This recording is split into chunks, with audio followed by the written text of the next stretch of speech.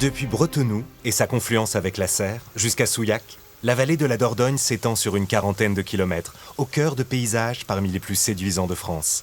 Une vallée classée pays d'art et d'histoire, dont l'exceptionnel patrimoine a fait l'objet d'un classement en réserve mondiale de biosphère par l'UNESCO.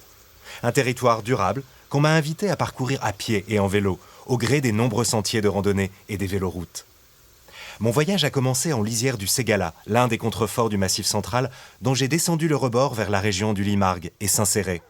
Le cœur ancien de la petite ville, aux belles maisons médiévales, y est dominé par le castrum de Saint-Laurent-les-Tours, qui abrite aujourd'hui l'atelier-musée de Jean Lurçat, célèbre peintre, céramiste et créateur de tapisseries, ami de Doisneau et de Picasso.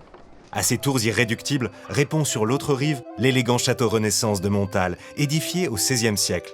À ses pieds s'étend désormais un parcours de golf de 9 trous. Caractérisé notamment par la présence de reculés, le Limargue m'en a offert l'un de ses plus parfaits exemples à Hautoire.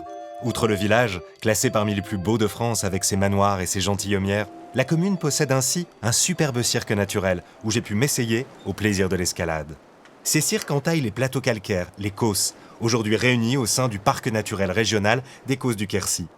Le monumental gouffre de Padirac, large de 32 mètres et profond de plus de 100, est emblématique du relief karstique, truffé d'innombrables cavités. On peut s'y promener en barque sur 2 km de sa rivière souterraine, découverte par Édouard Alfred Martel. Les Causses, comme celui de Gramat, regorgent de possibilités d'incursion en plongée souterraine.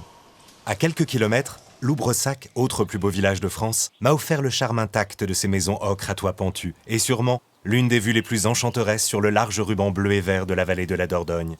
J'y poursuis mon chemin, qui m'amène à Bretenoux. Cette coquette bastide du XIIIe siècle étend ses ruelles pittoresques au pied de l'imposante forteresse de Castelnau, admirée par l'écrivain Pierre Loti, l'un des écrins du festival lyrique Opéra éclaté. La vallée luxuriante alentour, bordée des deux rivières, la Serre et la Dordogne, révèle ici aussi Biars-sur-Serre, haut lieu de la production confiturière.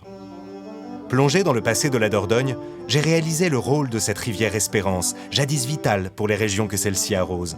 Dans ces petits ports, comme Carénac, on venait charger le sel et le vin débarqués des bateaux. Ces ports servaient aussi à faire traverser les pèlerins. Le magnifique prieuré roman de Carénac est ainsi placé sur l'une des voies auvergnates vers Saint-Jacques-de-Compostelle. Il précède l'illustre étape du sanctuaire de Rocamadour, également renommé pour son fameux fromage de chèvre AOP.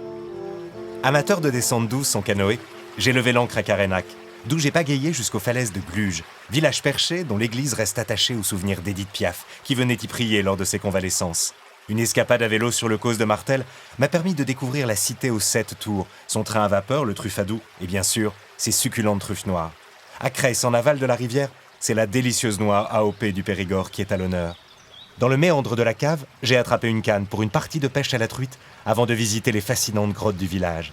J'ai bifurqué ensuite dans la petite vallée de Louis, à la découverte du ravissant moulin fortifié de Cougnaguet, l'un de ces lieux cachés dont la région a le secret. Je suis arrivé au terme de mon voyage à Souillac.